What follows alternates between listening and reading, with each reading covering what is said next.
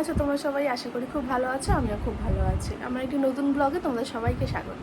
আজ সকাল এখন 10:30 বাজে, আর এখন মাম্মাম এখন ঘুমাচ্ছে। ওর বাবা এই সবে জাস্ট দোকানে গেল, কারণ কি মাম্মামের হয়েছে কদিন আগে ভ্যাকসিন হয়েছিল সেন্টারে। ভ্যাকসিনটা হওয়ার পরে মাম্মামের কি হয়েছে, পাটায় কালকে দেখতে পেলাম, যেদিন থেকে ভ্যাকসিন হয়েছে তার একদিন পর থেকে দেখছি সেই জায়গাটা লাল হয়ে উঠছে। এবার মাকে বলছি, মা বলছে ওই ইঞ্জেকশন দিয়েছে বলে হচ্ছে, আমিও সেটাই ভাবলাম।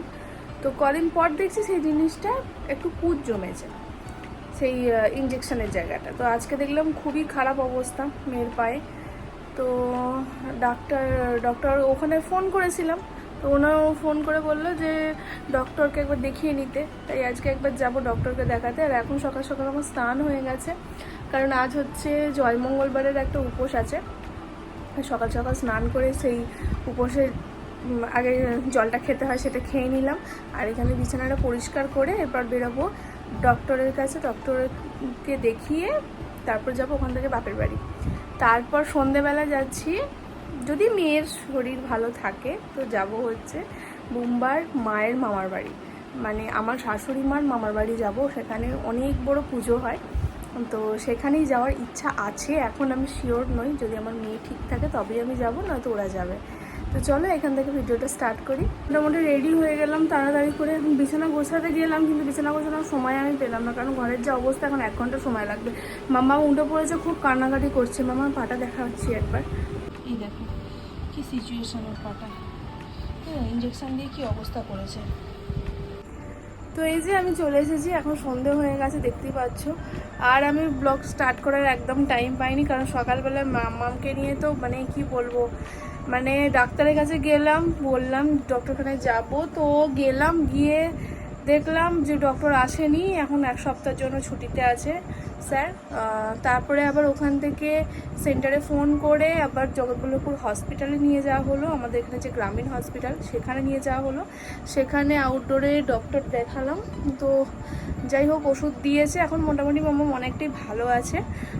তারপর ওখান থেকে হয়ে আমরা ওই 2টোর সময় করে আমি এখানে এসেছি, কারণ আবার ওখান থেকে ও বাড়িতে গিয়েছিলাম, গিয়ে স্নান করলাম, আবার মামামকে স্নান করালাম, ব্যাগ গোছানো ছিল, অনেক কাজ ছিল বলে আমি আর ব্লগটা স্টার্ট করারও সময় পাইনি। আর এরপর সে 2টোর সময় এখানে এসে খাওয়া দাওয়া করলাম, যে টিফিন খাওয়ার পর্যন্ত সময় পাইনি, এতটাই ব্যস্ত ছিলাম। আর যাই হোক 2টোর সময় করে এখানে এলাম, দিয়ে খাওয়া দাওয়া করার পর একটুখানি রেস্ট নিচ্ছিলাম।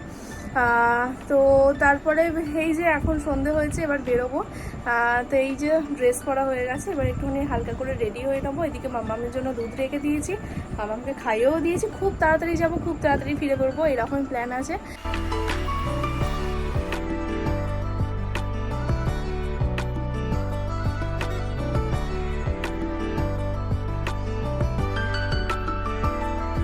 তো সিম্পল মেকআপে আমি রেডি, আর প্রচণ্ড গরম হচ্ছে, বুঝতে পারলে তো। নাচ গেলেই নয়, একবারটি যাবো, গিয়ে চলে আসবো। আর চলো তাহলে যাওয়া যাক। এখানে প্যান্ডেল করে দিয়েছে, অন্যরকম সাজিয়েছে না জায়গাটা এবার।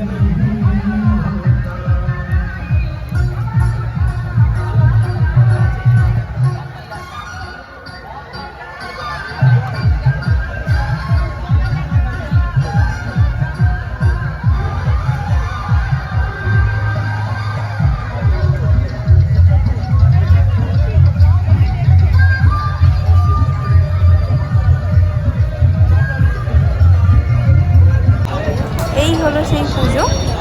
আর এই পুজোতেই আমরা ওখানে গিয়েছিলাম। প্রতি বছরই যাই, যতদিন আমার বিয়ে হয়েছে তত বছরই আমাকে ও নিয়ে যায় এখানে ঘুরতে। এখানে মানে এতটাই জাঁকজমকপূর্ণভাবে পুজোটা হয়, যদিও আমি রাত্রিবেলা এখানে সারা রাত পুজো দেখিনি। অনেক মাথা দাঁড় করানো আছে, সেগুলো রাতে বলি হবে, সারা রাত পুজো হয়। তবে একটা জিনিস দেখো, তোমাদেরও অদ্ভুত লাগবে, এটা মা কালী, কিন্তু মা কালীর জিভ বার করা নেই। এটাই হলো এখানের মা। তো যাই হোক, এইটুকুই। তারপর আমরা বাড়ি ফিরে পড়লাম তাড়াতাড়ি খেয়ে দিয়ে। ভিডিওটি ভালো লাগলে অবশ্যই একটু সাবস্ক্রাইব করে দেবেন। দেখা হচ্ছে আরও একটি নতুন ভিডিও। এখন নমস্কার।